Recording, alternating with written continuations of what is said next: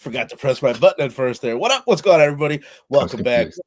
Chatter Horror Fest 2025. Verno here with Big Stu in the Mystic Link. And we're here on the penultimate episode of Horror Fest. We got one more after this, doing the thing next week. But tonight, another banger from 1968, Rosemary's Baby. Which actually, if you want to know why I was delayed to press the button, I didn't even know I had pressed the live button yet. And I was like, oh shit. I was like, where's my movie? I want to be able to show off my Blu-ray, but I don't have it. And I'm like, oh God, we're live. I click the button. What up, man? What's going on? Stu, Link, good to see you, gentlemen. What up? Yeah. Yo. Good to see y'all. Happy Horror Fest. Happy spooky season. I agree. Cheers to that, Vern. Yeah, I can't believe it. I'm a few years behind you guys, but with the way Bruno's back. What's up? Oh my God! I hope this is gonna be. It'll be great. Shit. We'll see. I was having internet problems before we rolled. I'm plugged in. I'm unplugged. I'm plugging in. So if I have issues, I apologize in advance, man. What up? What's going on, chat? We got Retro Toy Princess in the house. What up, Allison? What have you done to his eyes? Guy has normal eyes. What's going on? Jace heard winner of the trivia competition last week, man. I hope you did you get your mask, brother? It should be there by now. Sal, my dude. Sal, what up? Appreciate you guys being here, man. So hopefully the internet problems are behind us. If I'm having issues, let me know so I can go back and put a fucking bullet in my fucking head. So just let me know. Just let me know if I need to do that at any point. Let's start here. We've been kind of kicking it around, man. We just did Jeepers Creepers a couple weeks ago, where we had the issue with the director and his past, and I'm like, we got to get into it, guys. We got to talk about this Victor Salva. Get the elephant out the room. And we did. We really got into it. We talked about obviously separating the art from the artist. Same thing in this one. We've got a very similar crime done by Roman Polanski. I don't want to get too deep into it, and I really want to, because it's a fucking bummer. I don't want to get too deep into it because we just did this a couple weeks ago. But mainly, what we talked about for Jeepers Creepers, like I said, separating the art from the artist, first and foremost. It doesn't. I mean, the art stands alone. It's one thing, and then this guy's life is another thing, completely different. And then I think the other thing, and this is something you mentioned, Stu, it's like the biggest factor. Mia Farrow did no wrong. John Cassavetes did no wrong. The actress that played Minnie and Minnie's husband, they did no wrong. The cinematographer didn't do anything. The person that made these costumes and the music, as far as some people, I'm willing to bet some of these people are also scumbags, but not to this level. They didn't do anything that means that we shouldn't be talking about this movie or promoting this movie or enjoying this movie. So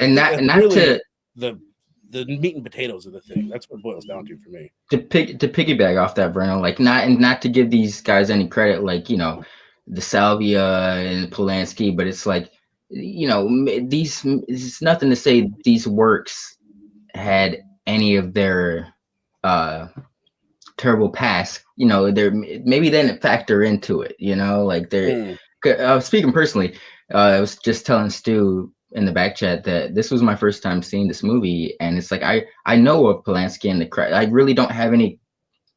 I'm not deeply attached to it like that, so this is my first watch, and I was able to enjoy the film as a film, you know, and not really with the disconnect of like, you know, this was made by it, which is odd because I've seen Jeepers Creepers and there's always that in the back of my mind watching Jeepers Creepers now, but with this I was able to really disconnect art from the artist. Right. You know, I think part of it is don't get me wrong, we all enjoyed Jeepers Creepers. I gave it like a 4.25. Like, enjoy the shit out of it. It's a good, but artistically, is it, you know what I mean? I'm gonna grade this one a little bit higher. The highest I could go would be 5. We'll save that to the end. Yeah. But if I do go 5, does it mean it's just a little bit better artistically? Fuck no. It's a completely different animal of what this is, like respecting the like actual art of it rather than just making a fun, entertaining, pulpy horror movie, which Salva did. And I think like what's crazy about it is like the dichotomy of Mia Farrow's performance and like what, you know, she's an honorable, really real and relatable woman and the shit, you know what I mean? And that kind of like contradicts and transcends a lot of the things that like Polanski has done in his treatment of women. So it's like, I don't know. I think it's really interesting to look at in that way. And I think that, that's, Are you speaking on her role or her as a person? Because I don't know too much of her. No, just her role and how she plays, she plays his character, how she plays his character in this movie. I thought it was like very moving in that sense. I felt like completely, especially in that third act, it was so like I think without her, it's really, it's something different altogether. But like especially because of how she showed up in this film, I think we gotta push all that aside, and wait for the work of art it is. You remind me of something, Stu, but there's something about the ending that really resonated with me, and it's like I don't want to get too far ahead, but like I will make sure I come back to it. But like it just in terms of being like her role seeming super fucking relatable, like me like feeling where her character is coming from. Like I like the third act, I think she's just killing it. She's on the money. I think it's one like all the performances. I mean, she's obviously great. She's the standout. She's got the heaviest like role. Yeah. But everybody's so good at it, man. And we'll get into the cast. I'll pull them up in a little bit.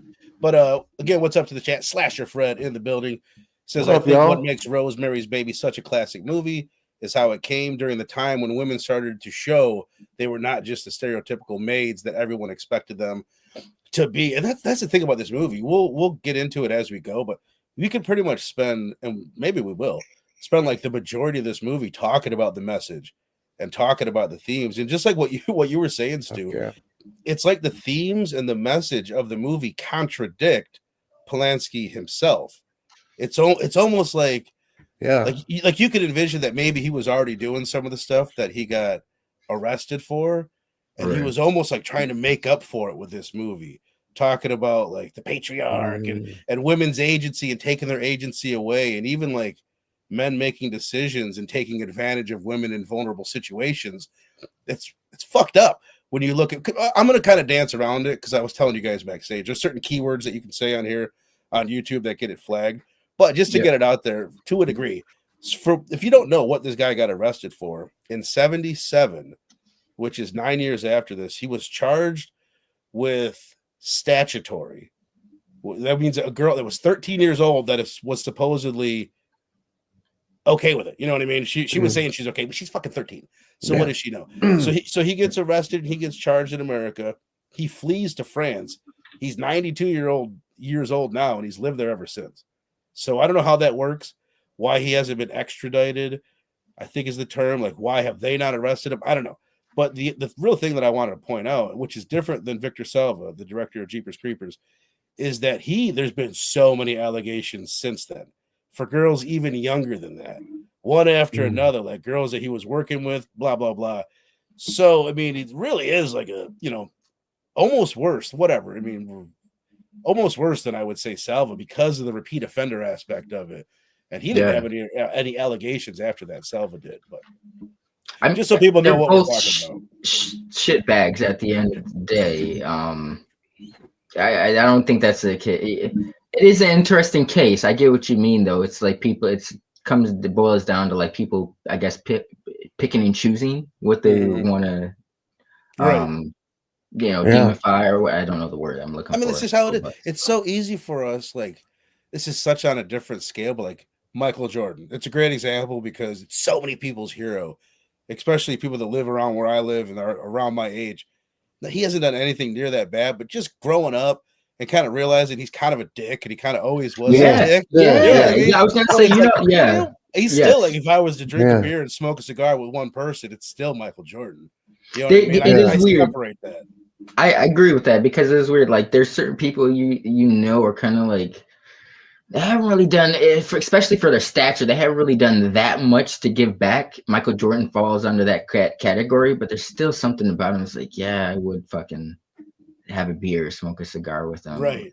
I guess it's a hypocrite in me, like, who knows? Maybe my crazy ass would, Mike, I appreciate you, but you're a bit of a hypocrite, I might have to be biased and shit, but All right, so unless you guys have any more to say on that, or feel free, but let's dive into it a little bit. Again, 1968, Roman Polanski. This is based on a book and I guess he stayed really faithful to the book. He rewrote it, and originally he didn't want to cast Mia Farrow. This is the interesting bit. I guess the woman in the book, the way they describe her is like she's a milk-fed American girl, a bit of like not so meek and so like gentle and fragile like Mia Farrow is. And he really tried to stay away from it. The producers were kind of pushing it. So they ended up going with her, which I think we would all agree. Like, I couldn't imagine it being like a stronger woman in the role. I appreciate like the nurturing vibes Mia Farrow bring. Like, I don't know, it makes it seem so much more authentic as to the plight. She was like nurturing when she needed to be. She was sexy when she needed to be. Like, I thought she was. Yeah. She played all parts. She reminds me of Dee Wallace from last week, talking to Howling, just with her fragility, different. I mean, there's subtleties that are different. Dee Wallace is a little bit more strong, but still so fragile. Just like this. Oh, perfect segue.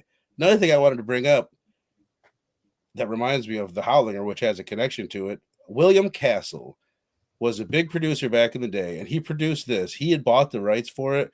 And I don't know, I'm trying to think of what he did. I think maybe he did House on Haunted Hill. He did like really gimmicky type movies, and he was the guy, I don't know if you guys have ever heard this, but he was known for like putting shockers in the seats in theaters and having a bunch of like really like gimmicky kind of cornball stuff and selling his movies that way. And whoever it was, someone that ended up getting Polanski to do the movie, he just hated the idea. After reading the script, he did not want William Castle to make this movie.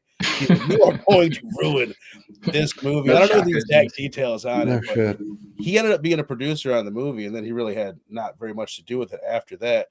But he is the guy. First of all, Stu, since you weren't here to talk to the Howling or about the Howling with us, did you notice the bit? I know this is a week ago now. In the Howling, where she's in the phone booth, and when she leaves the phone booth, a guy comes in the booth, and the camera just lingers on him for like 5, 6 seconds. Yeah, and you think it's like some part of the plot or something like that. Yeah, that was Roger Corman. So that was a shout out to Joe Dante's friend and former producer of Piranha. And now in this one, when Rosemary is in the phone booth in this, the guy that enters afterwards is William Castle. Yeah, the producer did. Wow. I really kind of wonder if the Howling's nod is almost a nod to this. That's like awesome. The cameo in that is almost a nod to the cameo in this movie, which I thought was pretty good. That's a blood splatter chatter short if I've ever seen one right there, bro. Yeah, you need to clip that. Yeah, clip it, Jace. It's got to be there tomorrow. Then I shipped it on Saturday, and since you live as far away in the country as you could possibly live, I won't give your location. But other than Alaska in the continental U.S., hopefully it'll be there tomorrow because I did do 5-day shipping. But as a former mailman, usually them shit show up a little bit quicker, so I expected it to be there. But let me know. Let me know if it doesn't get there for whatever reason. Hi, my dude. What up, my brother? Appreciate you. Does the shutdown have anything to do with that? No, I don't think the post office is affected by that. I don't believe so. Mail keeps going. I think that's an essential service, right? I mean, after the pandemic, I don't know. What do they qualify? How do they determine what? No, it is because you deliver people's medicine and stuff. Quite a bit of people get their medicine through the mail. So I'm sure you're right. Let's just dive into it then. It's first time watch for you, Stu. I love that first time watch for both of you guys. I just watched it for the first time probably a few years ago, so I don't feel like this is one that a lot of people will grow up with because it's not. I don't know. And it is a horror movie from a certain era. Mm-hmm. Yeah, it's unquestionably a horror movie, but it's not like that. Like, hey, we're going to get together with my 13-year-old friends and we're going to smoke a joint and watch Rosemary's Baby. It's not that kind of horror movie. So I can see a lot of people not growing up with it. But first time watch, what'd you think overall, Stu? I loved it, dude. I thought it was incredibly engaging. I think it's immediately rewatchable. I wanted to watch it again. After I finished it, because I feel like there's so much to go back and marinate on, but I think it's extremely well written, man. I think it's just so sharp, and that there really isn't there isn't like a moment where I found my attention lagging. And yeah, I just, I was hypnotized by, and by the time we get to the third act and Mia's performance and everything going on, it was awesome. It's like I was telling Link in the back chat before we started, it's one of those movies, like one of those classics that you haven't seen, and you go back and you watch, and you're like, oh, I see this thing everywhere. Like even to the point now, like this is one thing I think you might appreciate. There's like a couple notes even in the string score that reminded me of Mika Levy's score from Under the Skin. I don't know if y'all, dude, like the strings in that, like I was just like, man, this is it's crazy.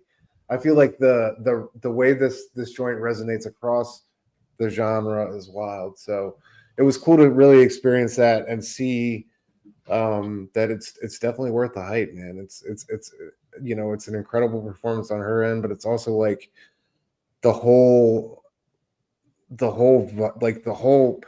vibe of the movie, the way it's shot, you know, the intensity of the apartment building, like the way you feel kind of cocooned inside of it all. I think it's just it's incredible, man. It was very dope experience. Like I said, I want to go back and revisit it immediately. So the first thing that I think, or the two movies that came to mind, more modern movies, it's like Hereditary and The Invisible Man. Like Mother. What about Mother? I've never seen Mother. Who does it? What's that? Is that the Jennifer Lawrence joint? Yes, sir. What's his name? The director? I forget his name. That's fucking. He did the Aronofsky. Yeah. Never seen it. I hear it's buck wild though. I've never seen elements of that. In this for sure. Like it's a modern. Almost any occult movie has elements of this, and also any gaslighting movie, which is something I was trying to do for March Madness. I like to do a gaslighting movie. And I wonder if this would be one of the first examples of that. It's almost so subvert, claustrophobic. The gaslighting elements are almost like, it's not blatant, but it's definitely there, you know, where it's like some shit's going on. She's calling it out for what it is, or me, Farrow, and it's like people are like, no. And then meanwhile, that is what it is. Exactly, you know? What's going on. It's like trust those instincts is what this movie's telling you.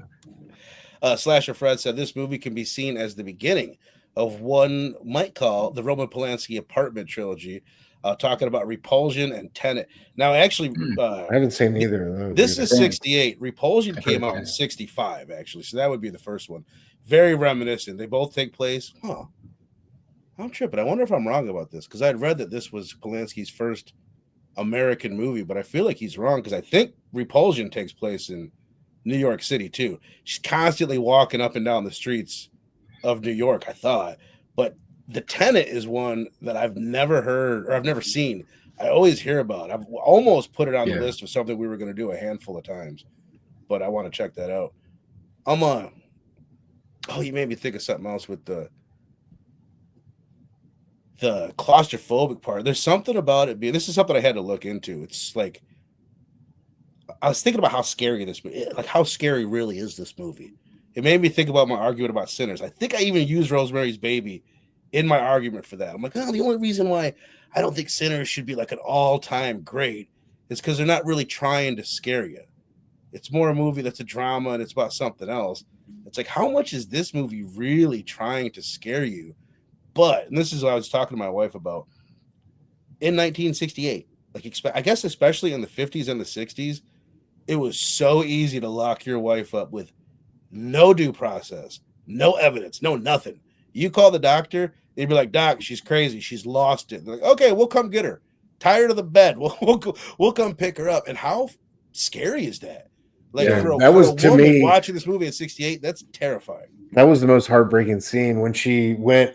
You know, she went to that other doctor, broke down. You really felt like they connected, and like he was a shit. You halfway believe what was going on. He was keeping the book. You know, do you mind if I keep this? And it's like, all right, dude. And then like when like those other guys like came in, and was like, fuck, dude. Like I love Guy. You were right there with her. Guy's shamed. He's always so ashamed of himself. Yes, it was especially great then when he came in that moment. I think that was like Cassavetes, one of his better scenes. Yeah. What were you saying? Lee? I think it's, one of even though it's kind of subvert. I think that's one of the more scary aspects of this film, and maybe that was like an example of it being ahead of its time.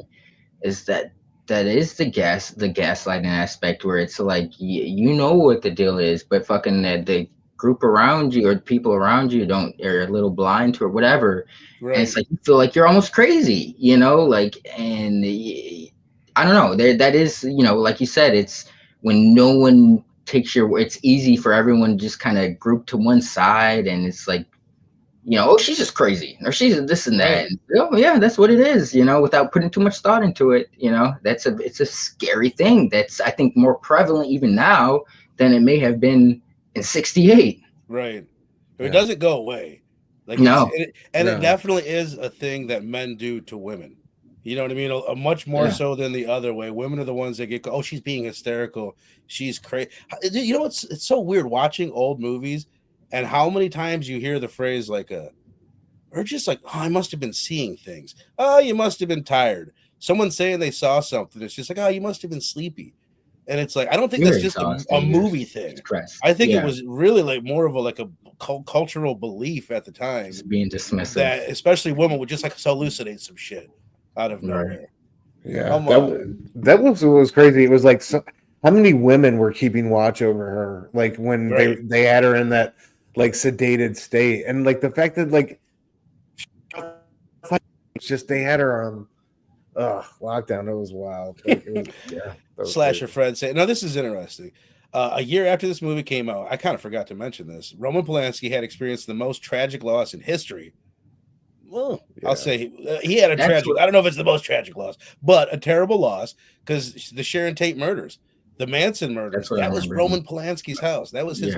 I always forget about that. Another thing, oddly enough, I didn't know what I remember until before we got rolling. He escaped the Holocaust. So I'm not trying to make excuses for this guy, but he has been through some shit. Like did so many shit ass German Nazi scientists. You know, they escaped the Holocaust as well too. But that's what I remember about him the most was the Charles Manson shit. It's almost oddly enough. I don't know if I don't want to say this says something about me, but I like his egregious crimes are.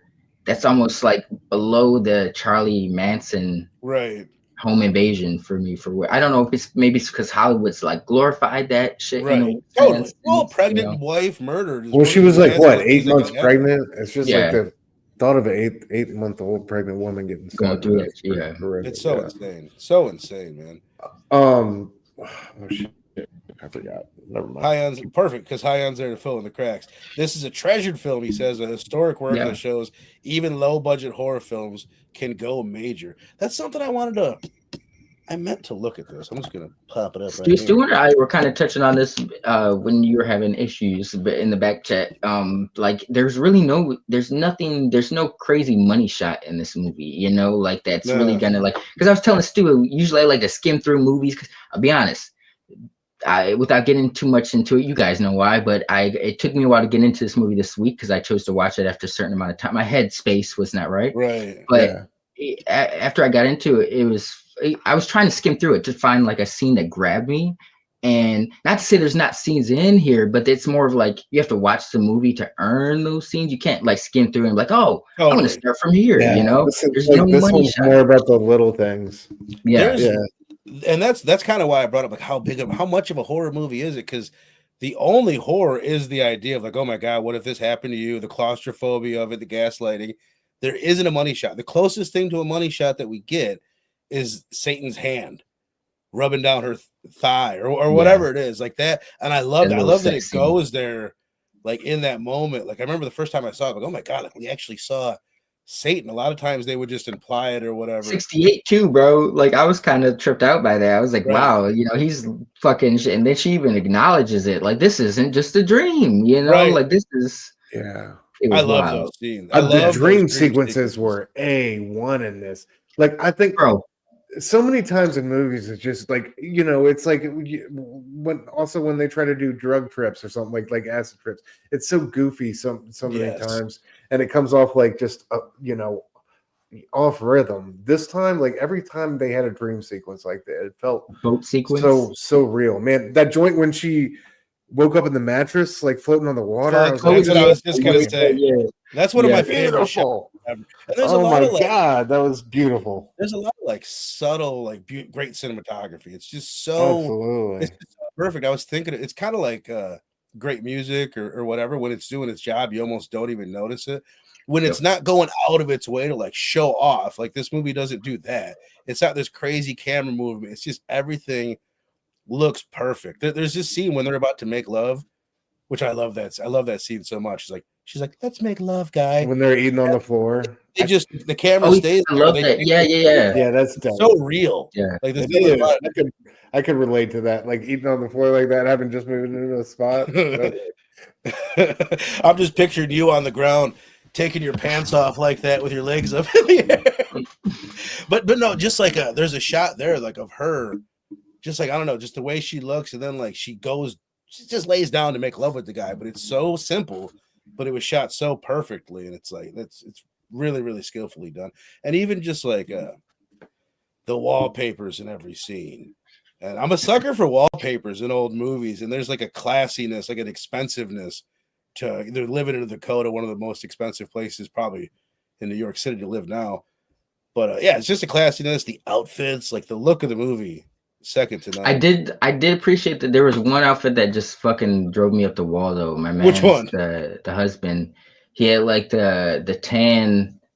It was like a long sleeve tan cut, open neck V cut, but he had like a navy blue underneath it, and I'm just and the pants were like beige, and I'm just like, why? It just clashed too much, bro. Right. Like it's really just Rosemary's outfits that I'm talking about. Like her little dresses are so 60s. Her look was impeccable. It was like, but with Cassavetes, it's like, yeah, no wonder he's losing parts. It reminded me of Hitchcock movies where it's like it's almost like a fashion show in his films. It really stands out. Like, look how good they're dressed in this movie.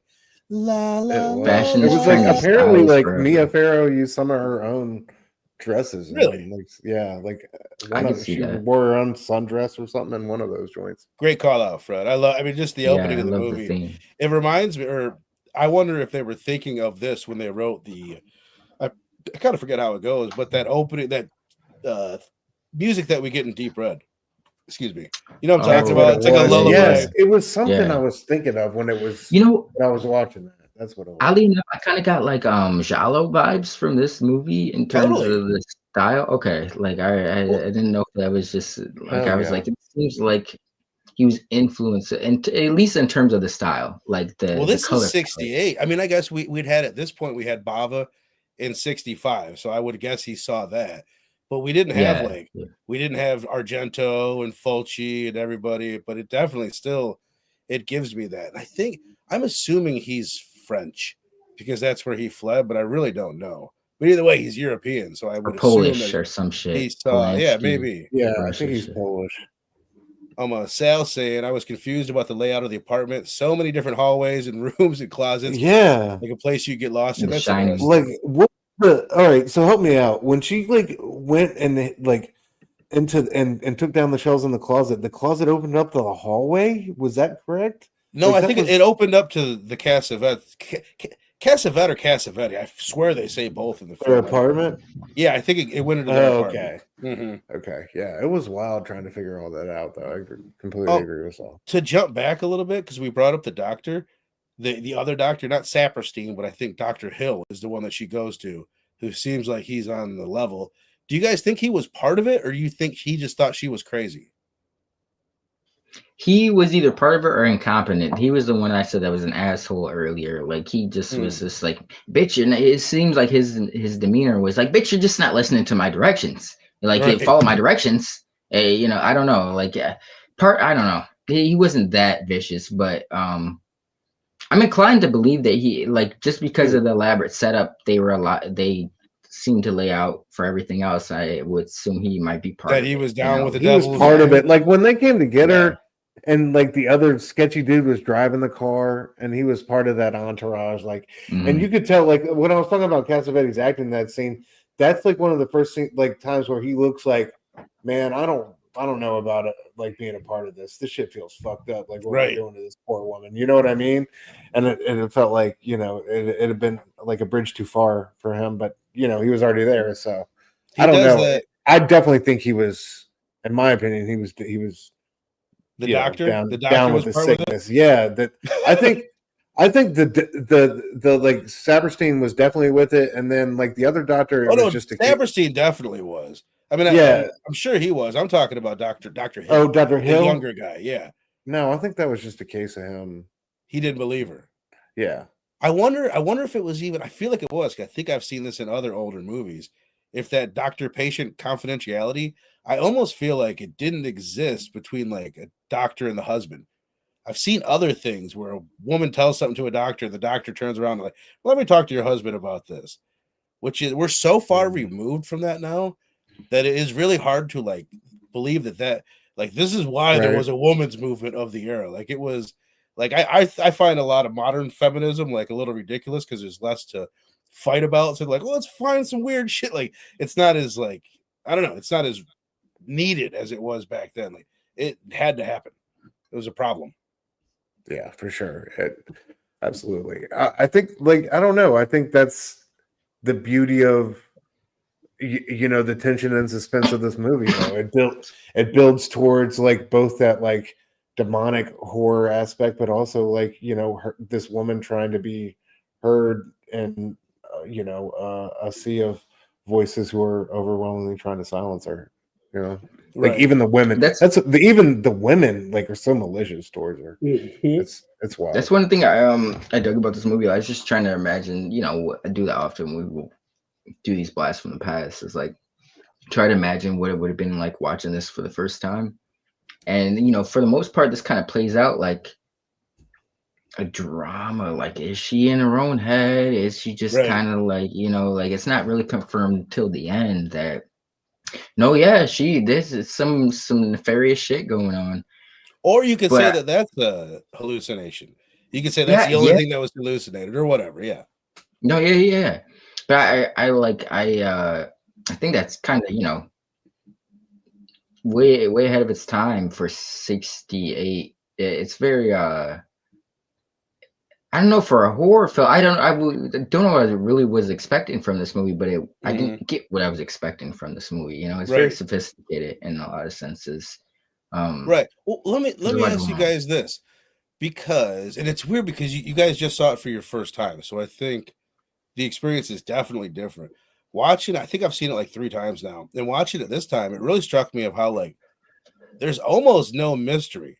The only thing is she crazy, or is what we all think is going on? You know what I mean? Which I guess is cool. I think that's definitely what he was trying to do.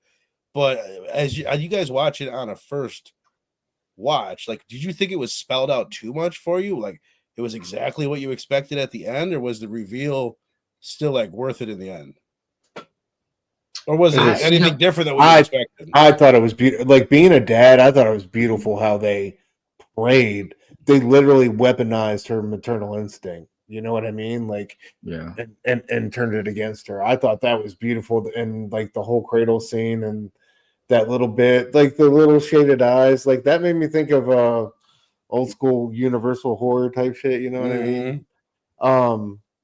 But yeah, man, I don't know. Like her whole journey as a mother, to me, was you know, the best parts of the film. I thought like when, you know, she's there and she hears the baby's cries from the other room, man. Right? Like, oh, did they have a baby? I know, it's so messed up. I love I love like when she does walk in. I'm the same, Jace. It's like I want to see it, but at the same time, I kind of like that we don't see it. It's like the briefcase in Pulp Fiction, because we all have whatever we picture is going on with this baby's eyes in our head.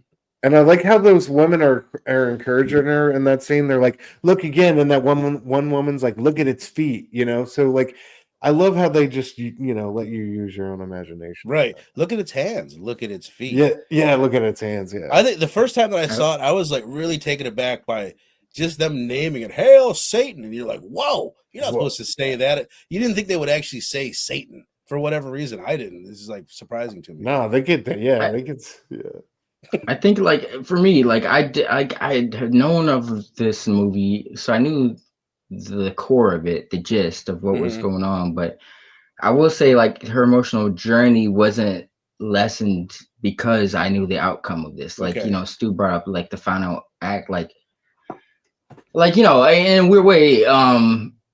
So my son was born premature, and and like, you know, he like traumatic birth, and like I didn't get to hold him, long story short, until like a full 24 hours until after he was born. So it's like her weird, in a sense, her being supervised by all those people, you know, with her baby at the end. Like I could identify with that, because like when I finally got to hold my son, I was surrounded by almost a room full of people. Like I don't know, it was just I felt her pain of not really, like, damn, it's my child. When is it gonna be my? I got all these people telling me different things. Like, when is it gonna be my time to connect?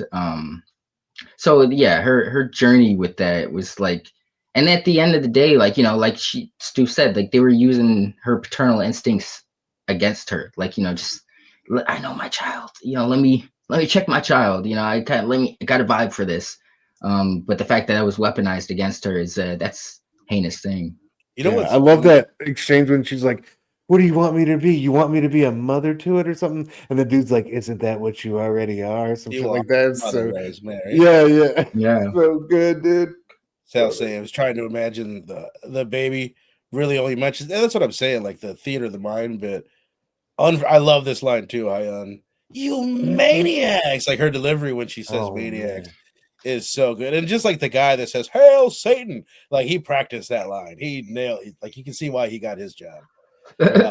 Sal saying when they're putting up the yellow wallpaper, it reminded me of that short story, "The Yellow Wallpaper," where the lady is forced in her room all day on bed rest, and it drives her crazy. Never been.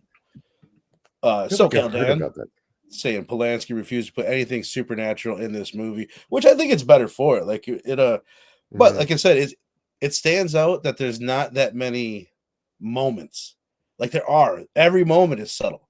Every moment that I love about this movie is like, oh, when Guy is standing back covering his head, or just the way this line was delivered, or the double meaning behind this. But other than the one dream sequence and seeing Satan's hand, there isn't that like, oh, that's crazy. Like there's not one throughout the whole movie, other than the end where we get. But even that is subtle. Even the love scenes with Satan himself is very subtle. You know, it's not in your face. It's very brief. You know, you get glimpses. You know what's going on, but it doesn't dwell on it. You know. I thought the childbirth is like what? She had the baby? Like, you know what I mean? Like, it's like, all right. That's messed up. Like when they come back and tell him, or they come back and tell her. First, I don't know why they ever told her that the baby was okay.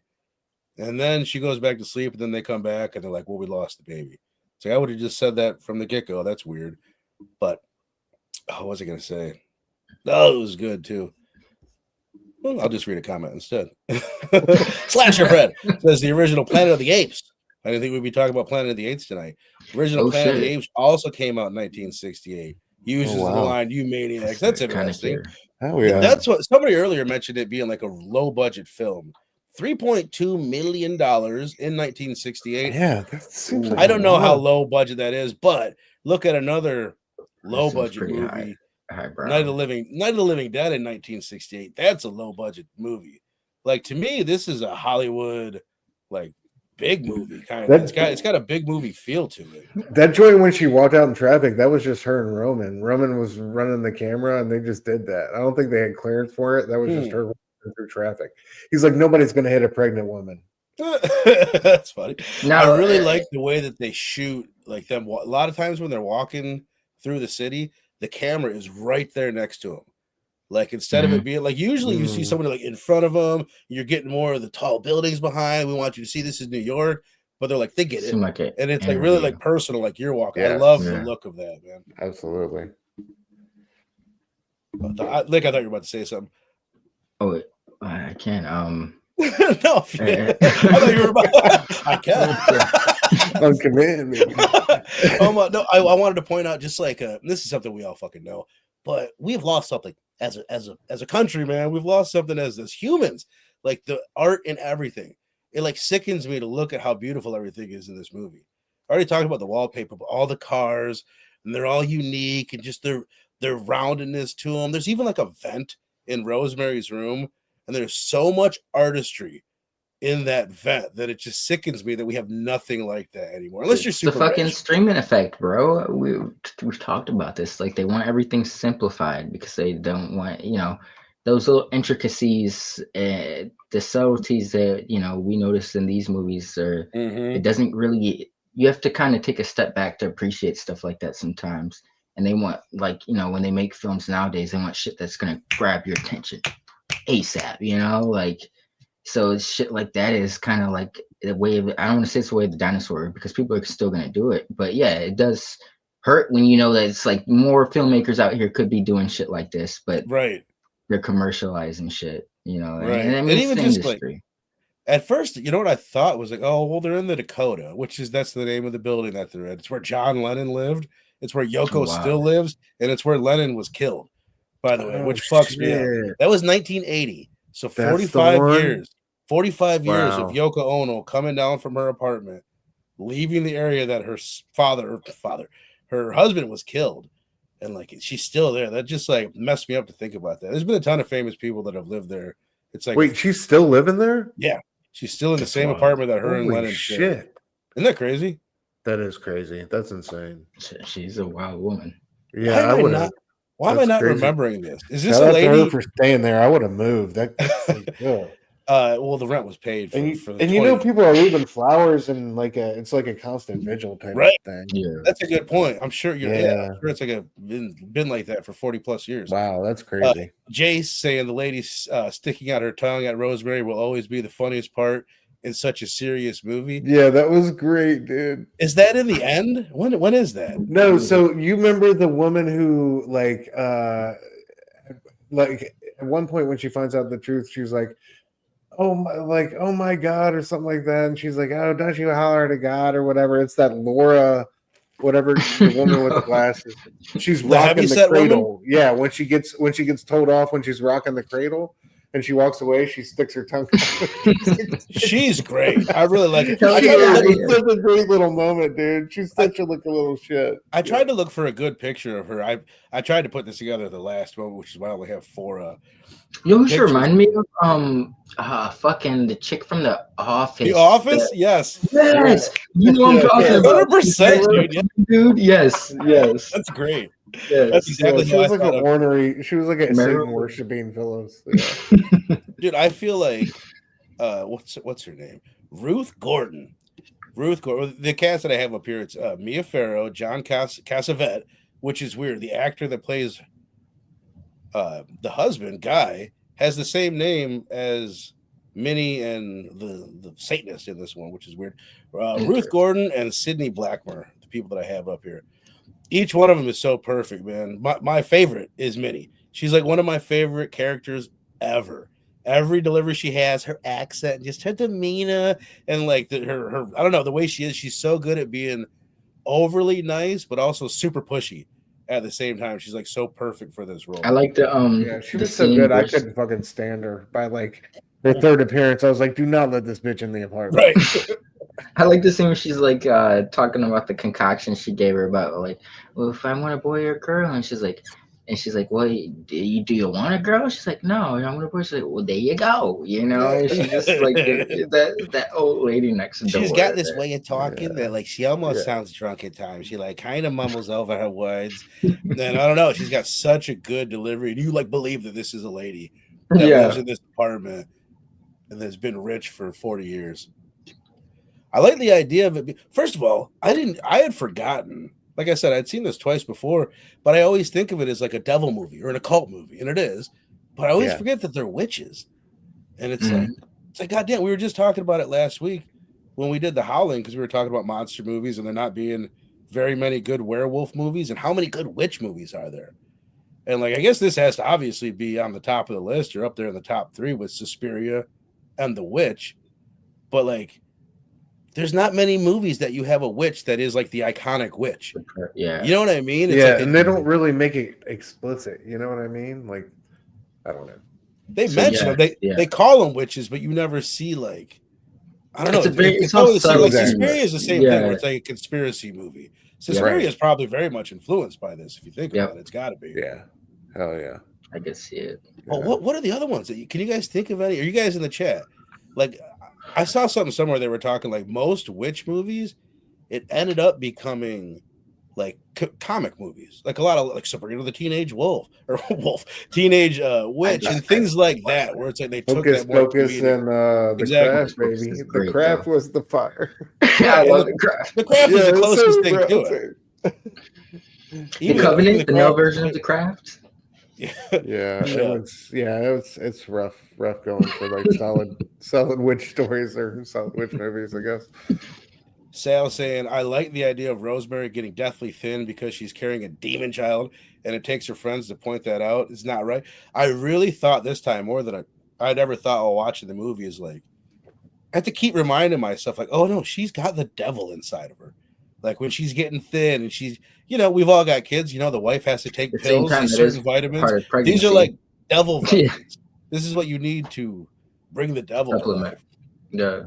It's got to be a rough first trimester. Because even a human seems like it's just terrible. Yeah, it's a great point, SoCal. Ruth Gordon won an Oscar for Best Supporting Actress, and Mia Farrow was not nominated, which was a bit of a controversy back then. Mia Farrow had appeared in the remake of The Omen, which was also involves a woman who is the mother of Satan. And that's another one. We wouldn't have The Omen without Rosemary's Baby. Was that the 06 one with Richard Donner? Yeah, that probably is what he's talking about. I was thinking about the most recent one. What was it? Somebody mentioned earlier, I think it might have been Jace, Apartment 7A, which was the prequel to this, which is, what's the chick's name that was in Weapons and she's from Ozark? Do you know her name off the top of your head? Oh, fuck. Jennifer something. I know. I don't. The chick. We'll call her the chick. Yeah, the chick from Ozark and Weapons. She's in Weapons, right? Yes. Okay. I want to say her name was Ruth something, but she's a great actress. She is great. Anyway, she plays in Apartment 7A. She's playing Terry, which is the woman that quote unquote jumps out of the window.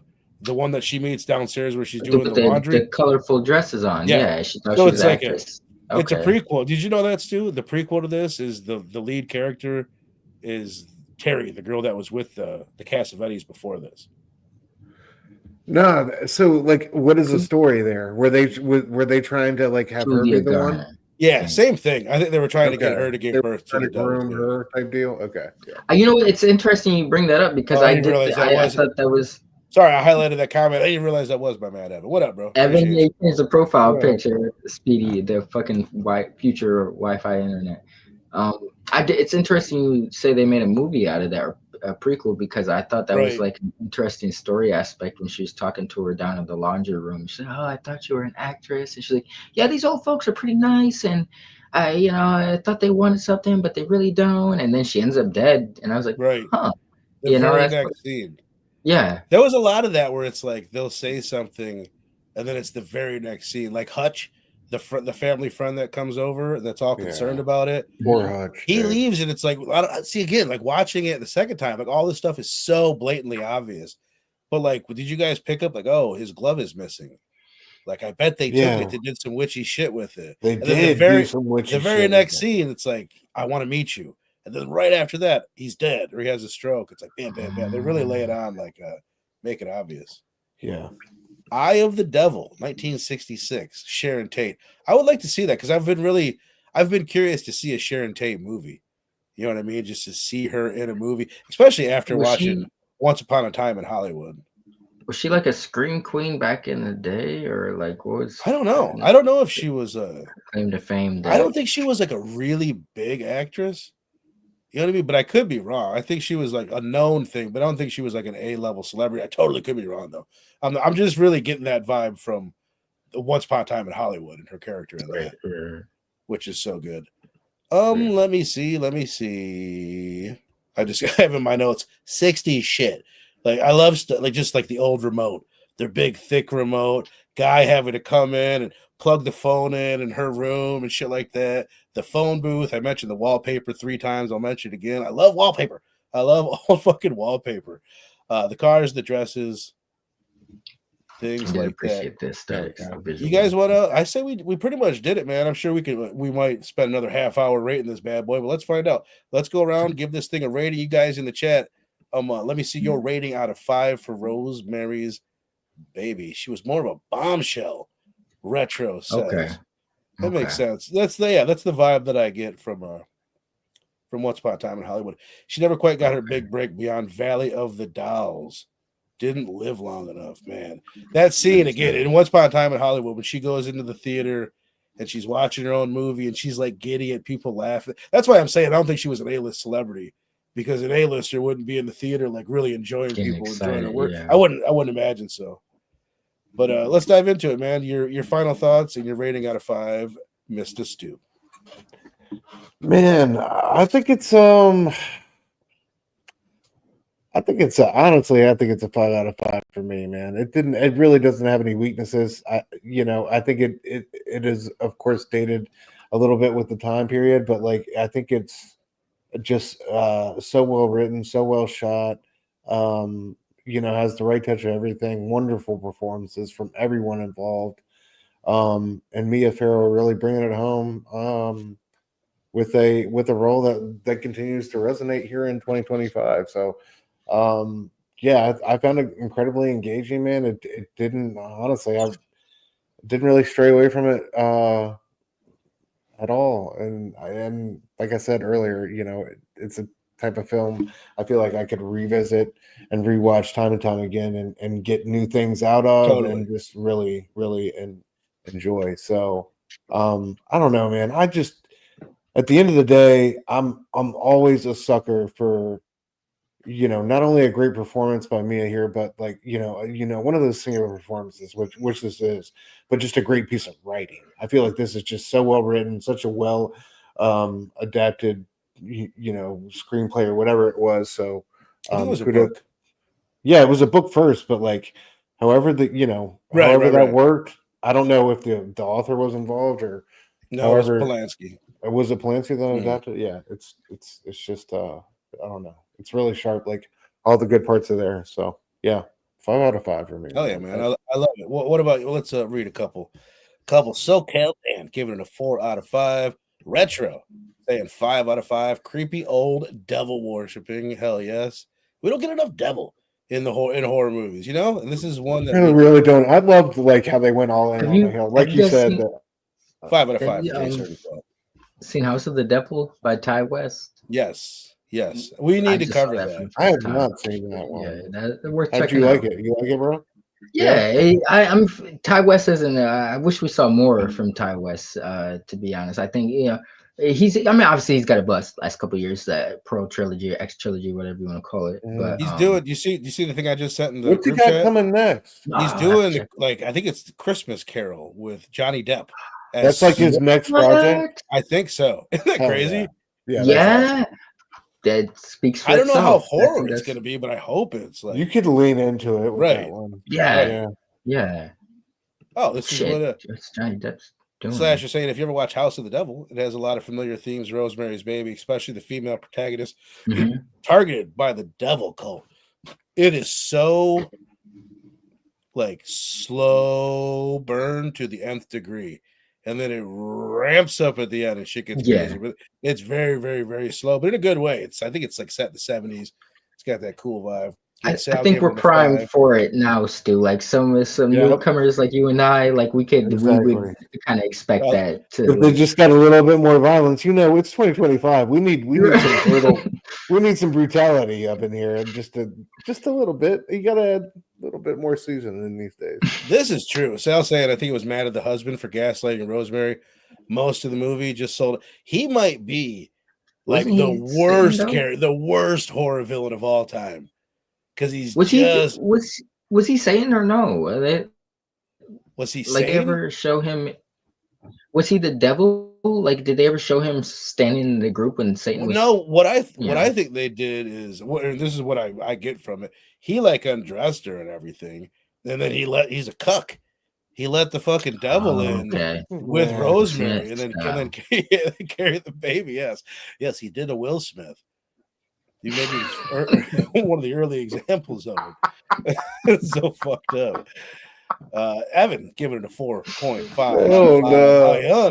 With a 4 out of 5. It's a fairly faithful adaptation of the book. That's why I heard he really kept almost every line too. This is Retro saying that Polanski streamlined and fine-tuned, but the book and the movie are close enough to be the same story beat for beat. It'd be worth reading. I would definitely be into checking it out. Evan's saying Robert Eggers also attached to a Christmas Carol project. That's interesting. Fucking so. It's William Dafoe. That's all you got to say, bro. Yeah, I'm just hyped for that. I can't wait for that werewolf joint he's got in the mix right now. Real. Aaron Taylor Johnson, is he the star of that bad boy too? Yes. Oh no, bro! But did you see the location they going out in the foggy moors of? Dude, I don't know, some like Eggers one of those spots up in North England. Like I saw the location, like from where they're going to be at. It looked like. Bro, you know, if he gives us, like, I'm actually a really big fan of the I think Joe Johnson, 2010 Benicio del Toro, the Wolfman movie. Not amazing, but I think it came out the wrong time. It's a little underrated. It's a little too commercialized, but it's fun. But if he ever could give us his spin on something like that, bro, like I think we're in for a bro. I think the werewolf needs that seminal film, like real, like legit film that he's a character worthy of it, man. Like we have the jokey shit with like Teen Wolf and all that nonsense. Like I think we need werewolf, like a real like horror fucking scary. And well, actually, I'll ask you. Well, fuck it. What's your rating for The Howling, Stu? Since you weren't able to make it last week, fucking definite 4 out of 5, man. It's already been a week and it feels a little foggy, but I enjoyed it so much. I bet if you would have been in for the conversation, you'd have given it a 4.5 because we jerked it off so much in the chat. Dude, I loved it, man. We had so much fun. It was so talking about it. It's a different vibe, you know. It becomes something else entirely, but I loved it, and I just like when you talk about like a tribe of people against you, like it's a good mirror. It's a good mirror to that to tonight in that way, dude. But it was I think fucking you remind me of it. I was just gonna bring that up. That I think werewolf is kind of speaks to like, if there's any monster that probably has like a connection to humanity the most, I feel like it's the werewolf, you know, because he becomes a human. He's a human and a werewolf. You're right. Yeah. Like the witch doesn't sometimes be full human. I don't know if a witch is the best example, but a vampire or a zombie doesn't just it up. Like, the werewolf is a human, and then this happens to him. He can't help it. That's interesting. That's not how the werewolf works in The Howling. Well, kind of, but different. More unique. What made me think of it is you guys talking about these foggy environments. I'm really realizing like what a sucker for that backlit. I said this last week. Backlit woods and dude. Where did they shoot that? By the way, The Howling, was that like Pacific North?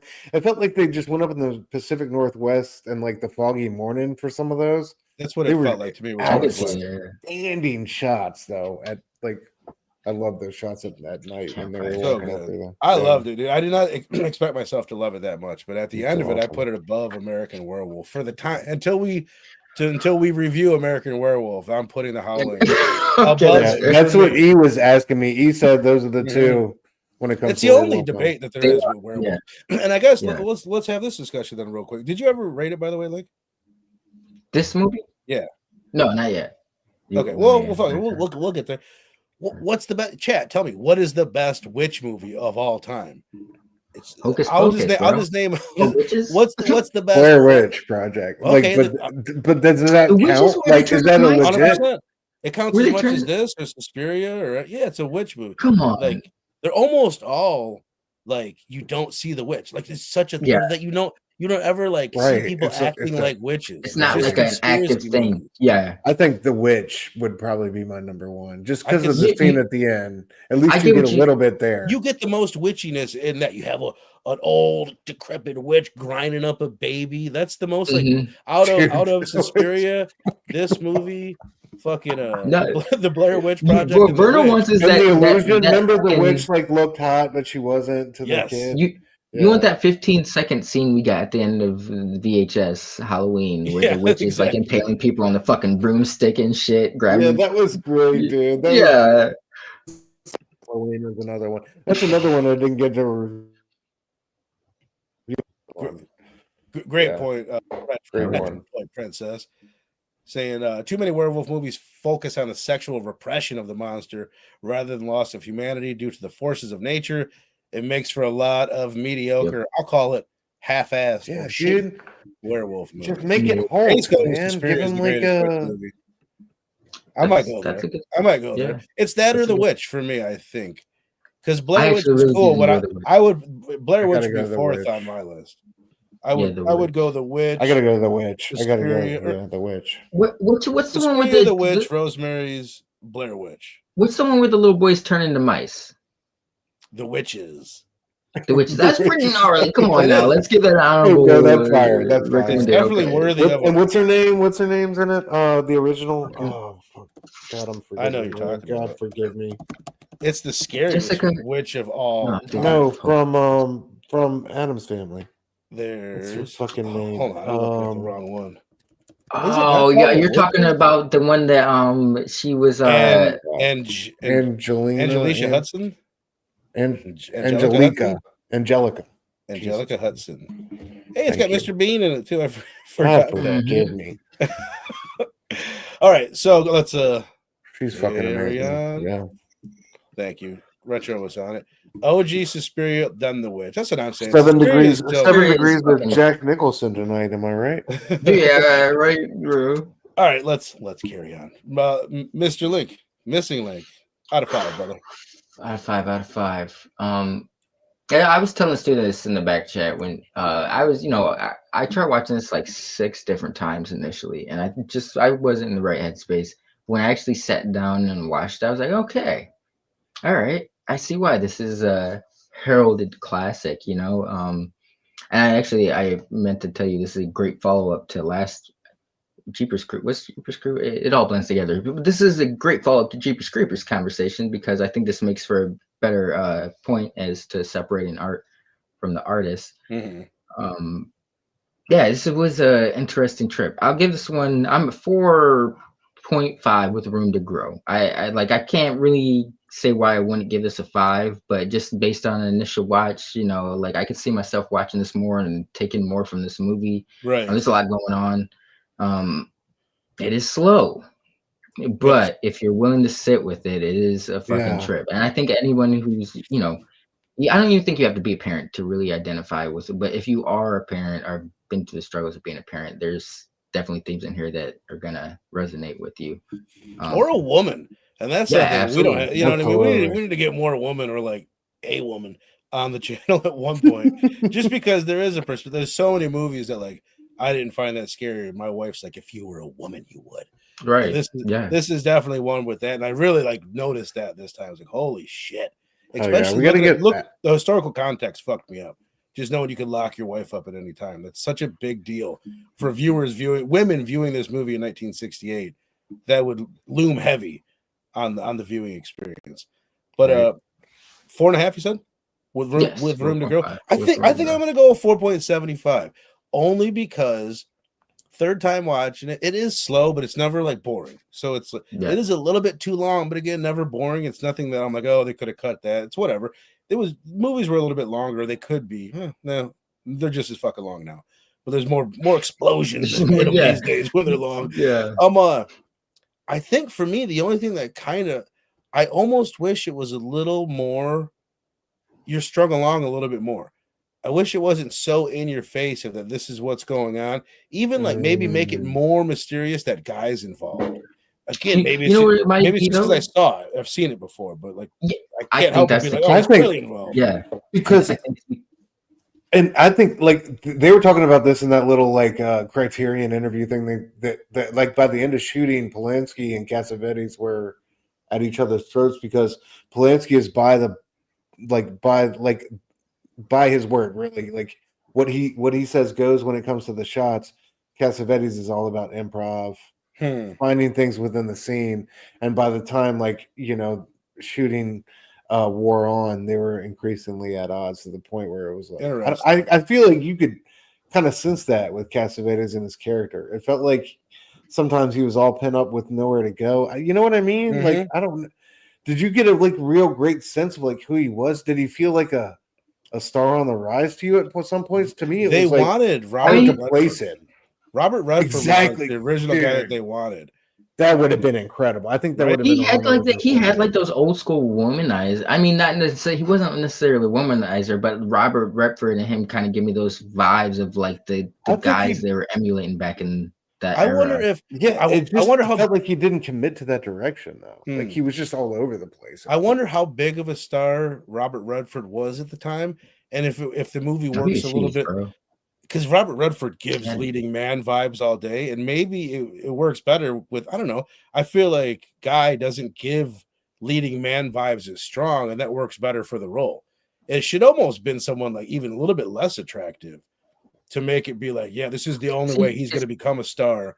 Is if it's interesting you say that, because it's like I thought that was kind of like, I don't know what, like the fact that he kind of part of his character was like he hasn't really been part of a hit show or movie. He's more like Broadway, theatrical, commercial.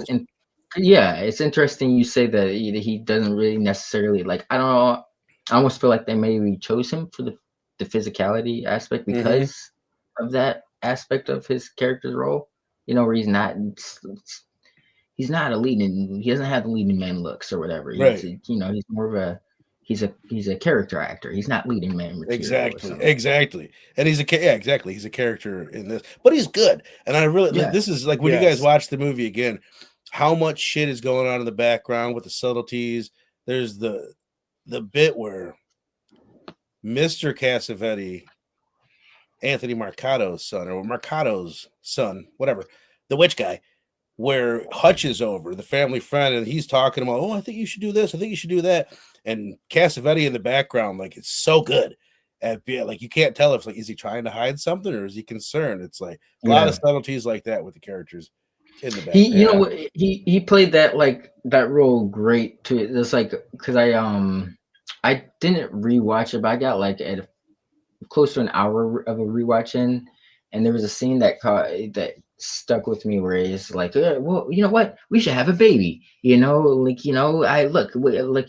pointed out a calendar and everything, and it's just like he was so unassuming off rip, but it's like knowing the outcome of that, it's like, okay, Dude, that's the scene where she's got the necklace. He's like, well, if you took the necklace, I mean, you should wear it. And he's not like, well, if you took the necklace, you should wear it. He's like really laughing it off, like, hey, you took it, you should probably wear it. And I love that. I love like the subtlety of that. He's an actor, so he's playing it off really well. Yeah, the one scene I didn't. He was a bit of I guess he was losing his mask, or I don't know. It's like where she cut her hair. He was like, the haircut's shit, honey. That's the worst thing you ever did. Right. Yeah. I'm like, whoa, bro. What's going on now? I mean, don't get me wrong. I didn't like the haircut either.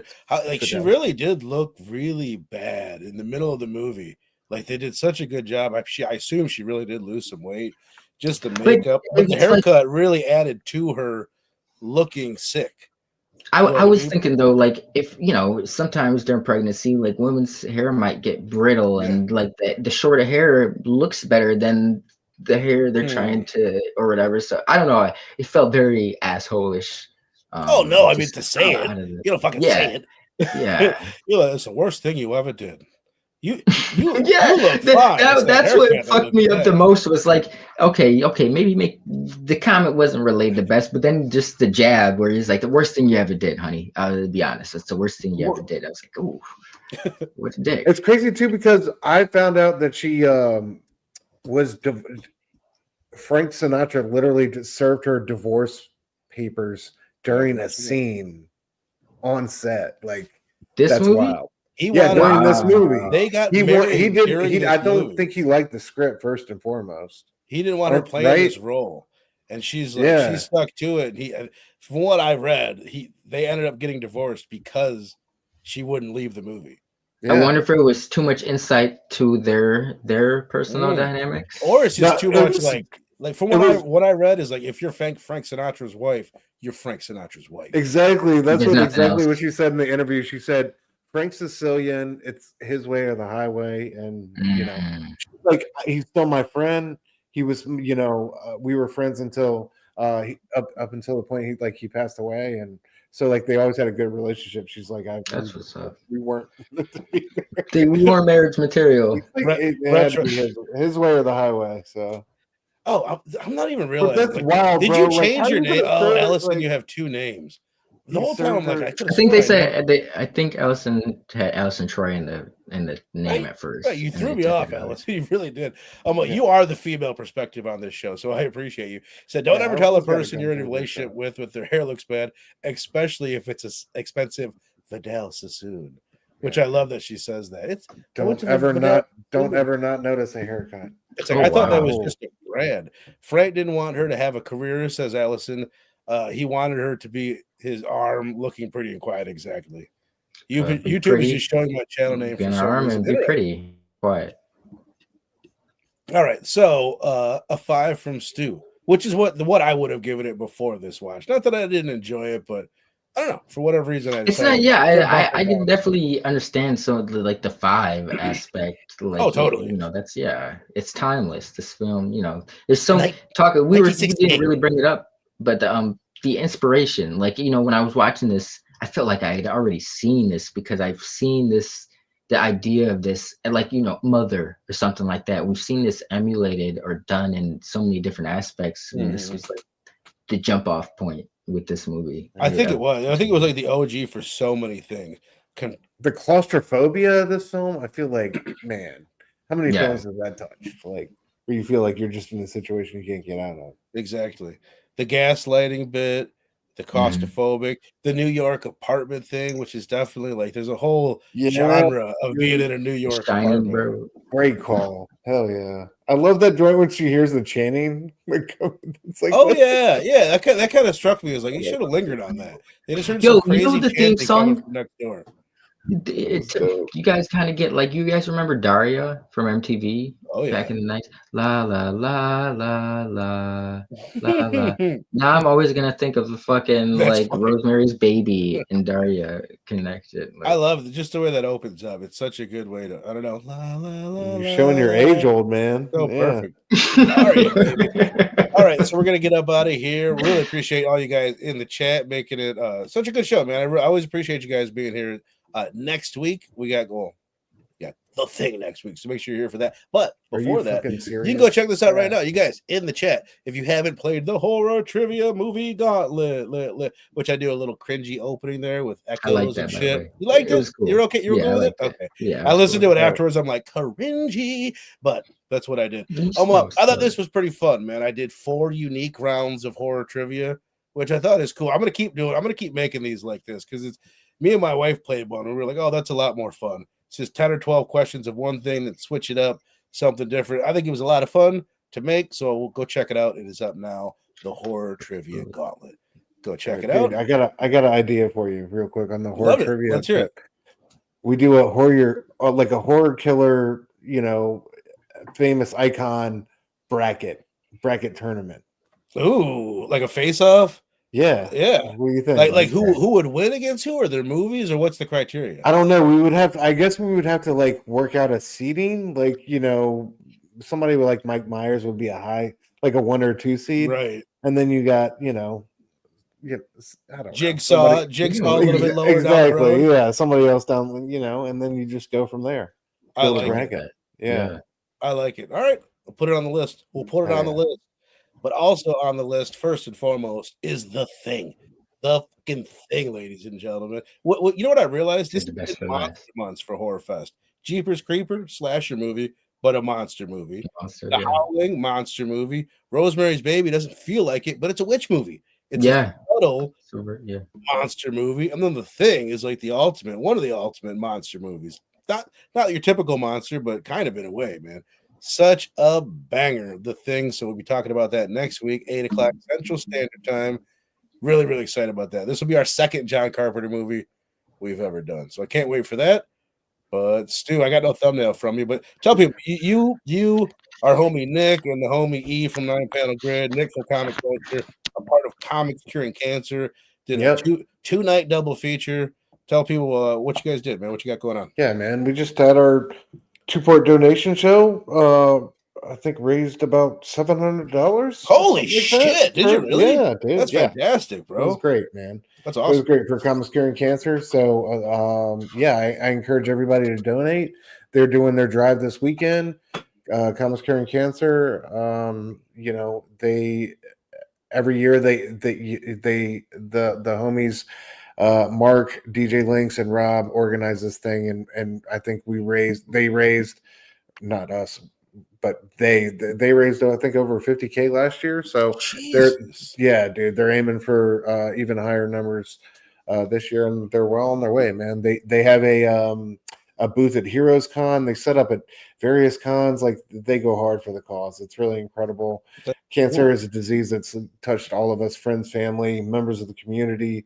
So, you know, it was an honor to be able to join the fight against this year and be a part of it. But yeah, man, just check me out, Dr. Doom's Fan Club. If you like comic books, just come through there, man. We're talking comics old and new all the time.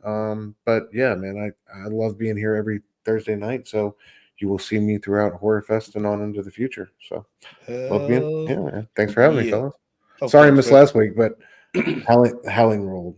Dude, how wild was that scene when bro woke up and, like, in the middle of the night got that jungle fever? I was like, this is wild. I love that. There's the link down there if you guys want to go check. This is the show Stu and Eric and Nick did last night. Appreciate it. Check that out. Oh, thank you, because you were just apologizing for missing last week. So now I must apologize because the only thing I'm apologizing about is not like I forgot to post about it. Jace, you're not on Instagram, so you wouldn't matter. I swear you used to be able to, like, put a post up and be like, "Hey, community, I'm sorry." Like on YouTube, you used to be able to do this. I couldn't figure out how to do it. But anyway, my guest, we had a death in the family. His sister's grandmother died, so they ended up missing it, and we canceled the show. We're gonna push it back. We'll probably do it in November at some point. So I do apologize if anybody went out of their way, watched Body Snatchers, and we weren't there. I really do apologize. I really don't like to miss stuff like that. I like to do what I say I'm gonna do. But my bad that we weren't there for that one. But that sucks. Can't back. There we go. You got grandmas out there. Sometimes they go. Yep. So no bueno. Where are we at before that? Good news.